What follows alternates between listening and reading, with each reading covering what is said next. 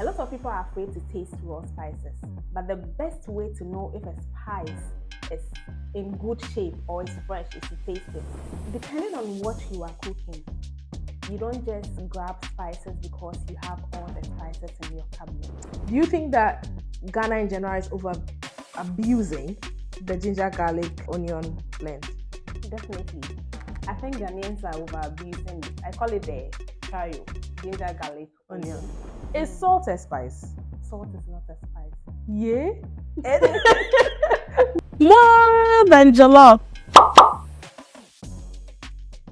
Spices as a whole is a very important aspect of our food culture. We have spices that we grow here on our lands and spices that have found its way into our cuisines through colonization. Today, I get to talk to one of my favorite people in the spice industry, the Spice Queen. Hi, Spice Queen. Hi. So, first of all, before we even start, I want to congratulate you on your evolution from being Akitchenfaraway to a renowned spice queen, understanding your spices and how to blend them and even explain it to other lay people. I think it's important that we have that conversation, and it's important that we understand that there are some spices that we grew up with, which is very important to us as a culture, and also some spices that are from other countries that we've grown to appreciate. Before we start the conversation, if you were a spice, what would you be? Interesting. Vanilla. Vanilla. Why? Ah, I'll describe my personality as a sweet person, and I find vanilla has this sweet undertone. Okay. So I'll describe myself as vanilla. I love vanilla. Okay. So What vanilla. spice would I be? Oh, you? Paprika. Why would I be paprika? Why would I be paprika? I don't know. Maybe I've never told you this, but you are fire. Paprika is not hot, but the color red, it's fire. And I think you have this go-getter personality. You try to push people who are in your circle, and you want the best for everyone. And yes, so I think paprika best describes. I know this who is a you are. podcast, but once a while, you hype up yourself. But I'm really happy that you are here, and I'm happy that we get to talk. We get to talk about such an important topic in the industry. I remember a couple of weeks ago, I was speaking to um, a sister-in-law of a friend, and she was telling me how she's finding it very difficult to actually attach certain spices to certain proteins. Like, for example, for anything, she would just use ginger, garlic, onion, anything. And she was asking me, what would my recommendations be um, based on maybe pork or fish or meat or that. Do you think that Ghana in general is over abusing the ginger, garlic, onion blend? Definitely. I think Ghanaians are over abusing it. I call it the trio, ginger, garlic, onions. And I started this whole crusade, I'll call it a crusade of educating people on spices, because you ask people, oh, or okay, so I have a spice business. I sell spices, and then you go to people and they're like, no, me, I don't use spices. The only spice I use is ginger, garlic, and onion, thinking that, oh yeah, ginger, garlic, and onion is healthy, it's okay. Yes. But there are hundreds of spices that people can try. So that is why I've started this whole crusade of preaching about spices and how to use them on my platforms, on my social media platforms. I think yes, there are tons of spices that we can experiment with apart from ginger, garlic, onion. Okay.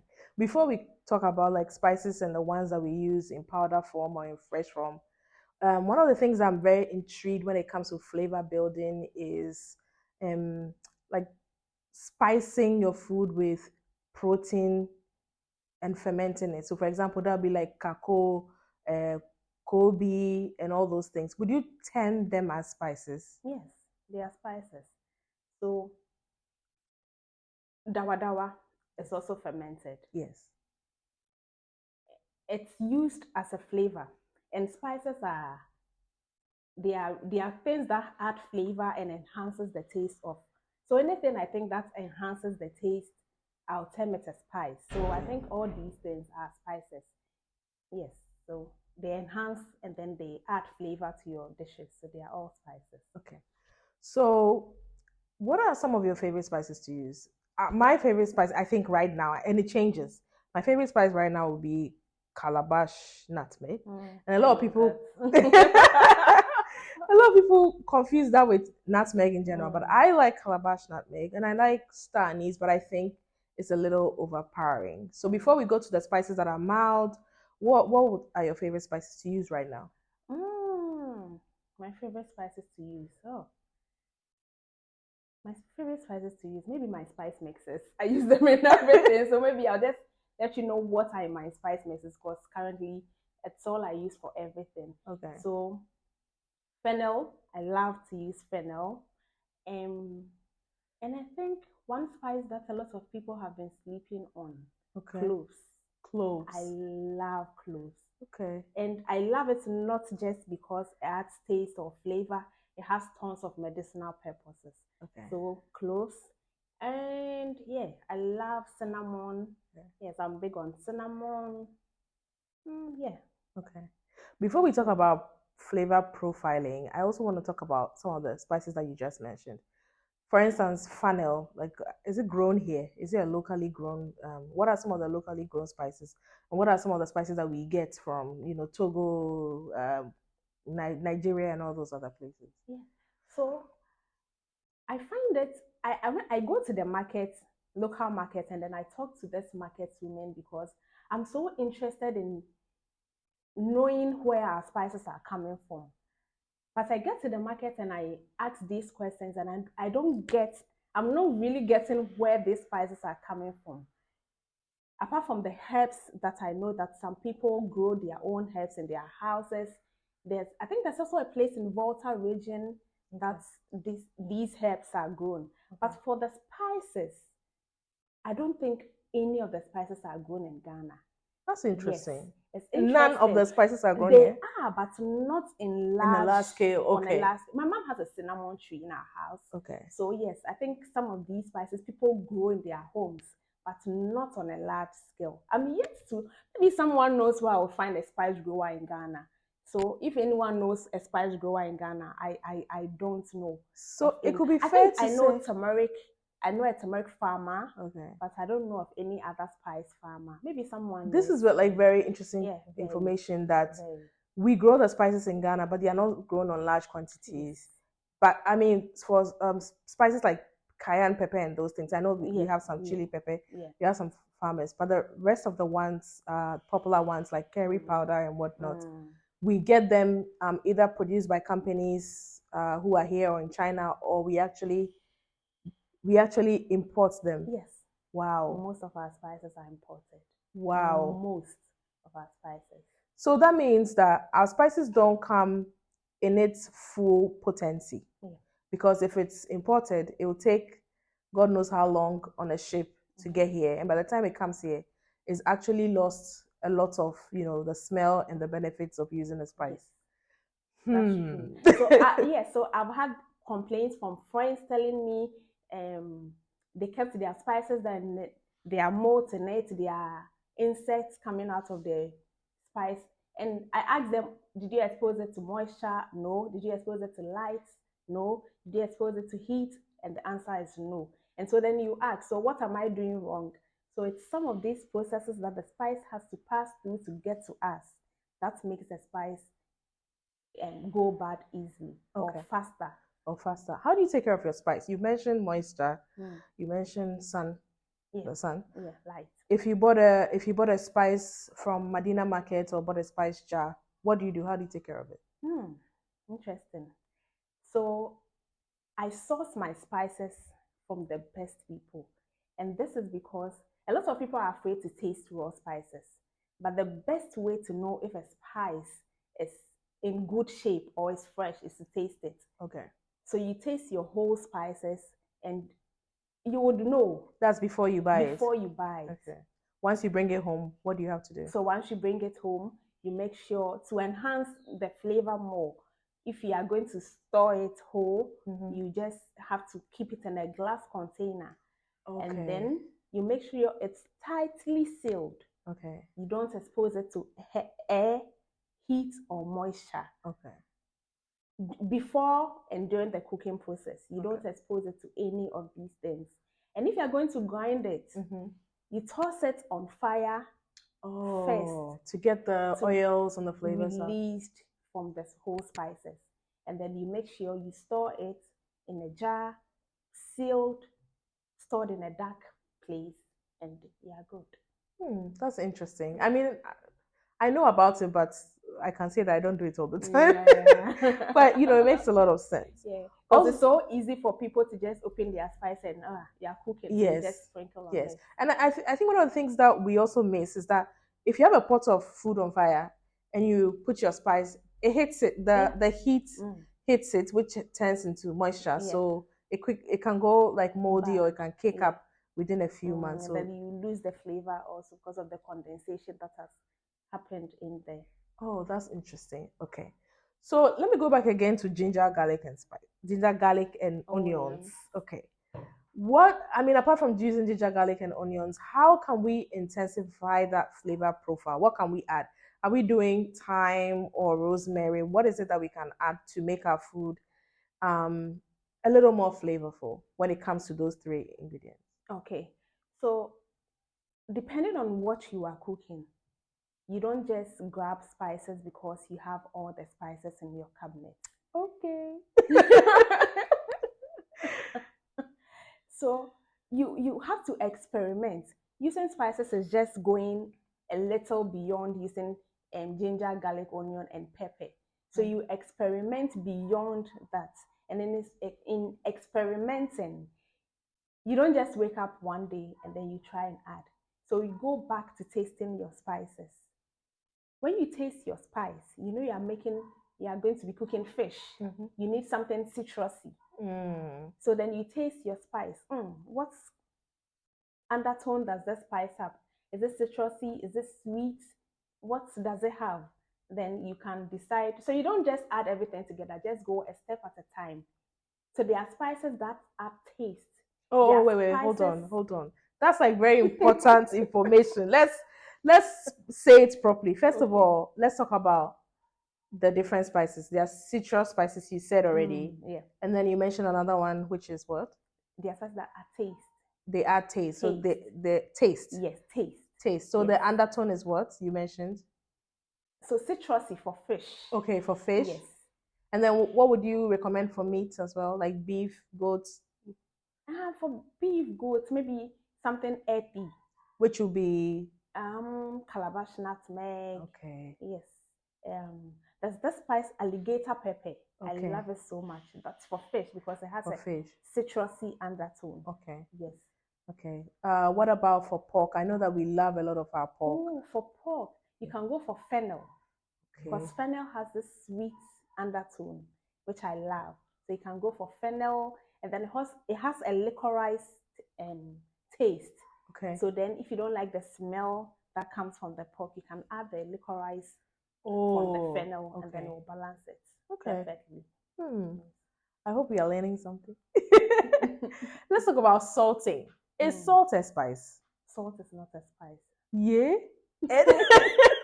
What is salt? What is salt? Salt is a condiment. Salt is a condiment. Yes, it is not a spice. In the beginning, we had a conversation about salt being something that enhances flavor. Yes. I personally think that salt brings out the flavor in everything before you introduce all the other things. Okay. How does salt not become a spice? Salt I think it doesn't bring out the flavor. It balances the flavor. Okay. Yes. So if you add all your spices, salt is that binder. It is that thing that will bind all the spices together. So it doesn't enhance the flavor. Yes, it doesn't enhance the flavor. Unless it is a flavored sauce or it is a salt that has been mixed with garlic or parsley or something, then it would enhance the taste of whatever. Okay. I give that to you. I always used to say that salt was a flavor, but now I do understand. Let's talk about spices found in Ghana that are also found in other countries. I found that very, very interesting. Like Indian, Asian kind of we use it like just anyhow. And I know that I probably got here because of slave trade, people traveling, going up and down, all those things. But because of the way we use our spices and other countries use their spices, it's like if a Ghanaian or an African from another part, West African, went into India or China or Thai or something, they could easily eat their food because there's just this taste or this profile that is so relatable to you, and you can also like kind of, I don't even know how to express this, but it gives you that taste that you've always known. What are some of it's a familiar taste. What are some of these spices that you think we share with other countries, whether in or outside Africa? Within Africa, suya powder, a spice mix. You can find suya powder in Ghana. In Ghana, we call it kebab powder. And then in Nigeria, it's called suya powder. And then curry powder. Yes, curry powder. People mistake curry powder to be an Indian spice, but curry powder is not an Indian spice. It is an American spice.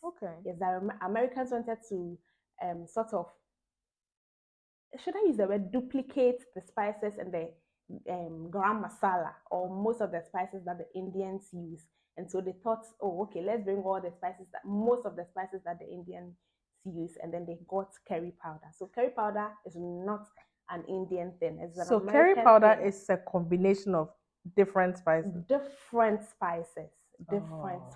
Okay. So yeah, and I also think the spices found their way here because now we live in a global village. So we are exposed. Now I can be in Ghana and then I know what the Ugandan eats or the Kenyan eats. In the olden days, we're not exposed to all these things. People would just go to the country and then they come back. But now you don't even have to go to the country to experience their culture or their food. Right in the comfort of your home, you can experience another person's culture or food because you are seeing it, and then you are even seeing recipes online on how to make them. So I think all these spices found their way into this country because of maybe social media has a role to play. I believe social media has kind of played a role as well. Spice as a business, is it profitable? It's okay. That is very Ghanaian. That is so Ghanaian. It's okay. It's okay. If any Ghanaian says, how is business? It's okay. It means it's good. It just means it's good. So you have a spice range. You have all-purpose spice. You have your suya spice. You have your grilled spice. And I think you have a jollof spice, right? Yes. I have a kelewele spice. You have a kelewele spice. I have a jollof spice. But you're still testing. Yeah, it's still a work in progress. Okay. So. I mean, not giving away your secrets. Let's talk about each of the spices. First of all, why did you start a spice brand? Okay. So I started a spice brand because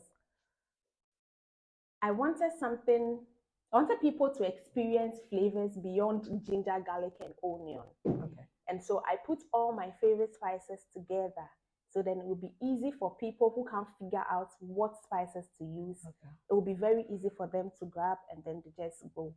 That's what's inspired my spice business. So what's in your, we all know that kelewele is ginger, onion, chili.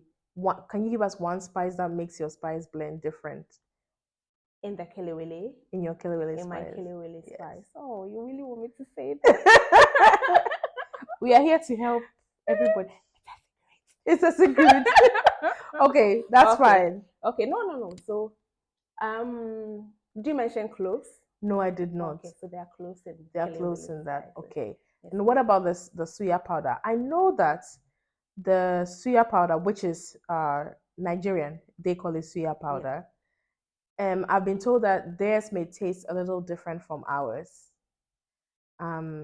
Which they say that the base of theirs is kuli powder. Could you tell me maybe a few differences between their suya powder and our kebab pepper? The base of ours is also suya powder. It's also kuli. Okay. Yes. So my suya spice mix is from the north.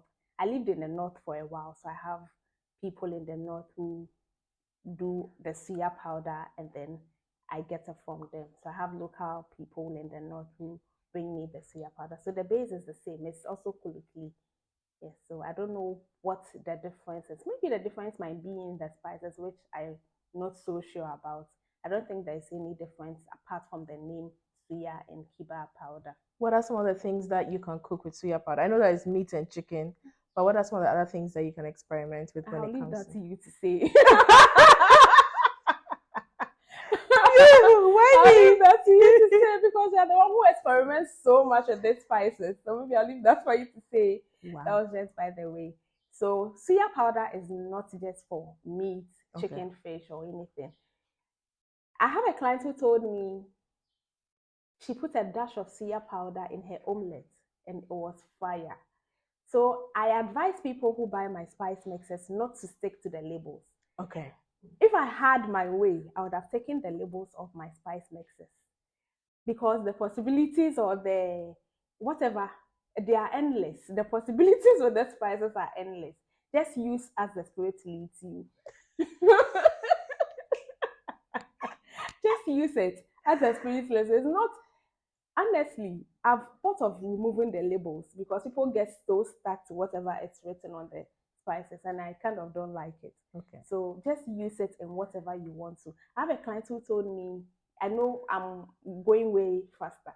I have a client who told me she used the kelewele spice and the girl spice for her fish, and the flavor was awesome. So yeah, I advise people don't follow the label. Experiment, explore, use it as you wish. So now, based on what you're saying, so it looks like we are going back to our olden days of, spice as the spirit leads. Exactly. Okay. I believe in that. You believe? You believe in spices as the spirit leads? Yes. Okay. I mean, I think it's a very important fundamental of cooking, how we grew up. Yeah. It's like, it's not just even spicing as a spirit. It's like you looking at the food color-wise, smell-wise, taste-wise. And to be very honest, food is different in everybody's mouth. So if you season with suya spice and you feel like it's not enough, you should be able to add some more. If it's enough, you should also be able to add some more. Yes. What are your favorite spices, say, in Africa? What are some of the spices that we don't use in Ghana that you would love to experiment with? We don't use in Ghana. That we don't use in Ghana. Saffron. Saffron. Yes. That's one expensive spice. The most expensive spice. That's one expensive spice. Hey. Yes. I would really want to try. I've never tried it. Okay. I really want to try saffron. I love the color that it gives to food. Yes. So yeah, I think saffron is what I want to try. We don't use it in Ghana, but I want to try. Yeah. I am tempted to ask you about a jollof question. So the reason why I'm asking, I know we are more than jollof on this podcast, so, but we are still jollof. The reason why I want to ask you about this jollof question is that jollof spicing is so different. Like people spice with so many different things. I think now it's really getting out of control. I love doing research on like old cookbooks, and when you look at an old cookbook, basically the spice is so simple, extremely simple. But now when we do jollof, so many things. As a spice queen, please, what should we have in our jollof? Tell us what we need in our jollof. I don't think there's any specific thing you need in your jollof rice. Like you said, rightly said, we taste things differently. What might be okay with me might not be okay with you. I don't think there's one particular spice or two particular spices that are solely meant for jollof rice. So all I would say is too much of everything is bad. So don't over season. I think over seasoning is what causes the issue. When you over season. But if you are using the right spices in the right proportions, I don't think you should have any issues. You are making jollof rice. What is vanilla doing in jollof rice? Have you heard? Vanilla has no place in jollof rice. Does nutmeg have place in jollof rice? I think yes, nutmeg does. And I say this because nutmeg works very well in tomato-based dishes. Okay. So I think nutmeg is pardonable. Yeah, Okay. nutmeg. It's okay. But no vanilla. Vanilla and jollof rice. How? So yes, you just have to make sure you're using your spices the right way. So I can't really tell what spices should be in your jollof rice. What would be your preferred spice in making jollof? Preferred spice? I think very basic. I'll go for curry powder. I'll go for, I love rosemary. So rosemary, and then I love basil too. So basil, which is a herb. It's not a spice, it's a herb actually. And then lastly, I think I'll go for, yeah, I think just three basic. Those three will do for you. Okay. Yeah. Do you prefer fresh spice or dry spice? This. I love them both. Okay. Yeah, depending on what I'm cooking.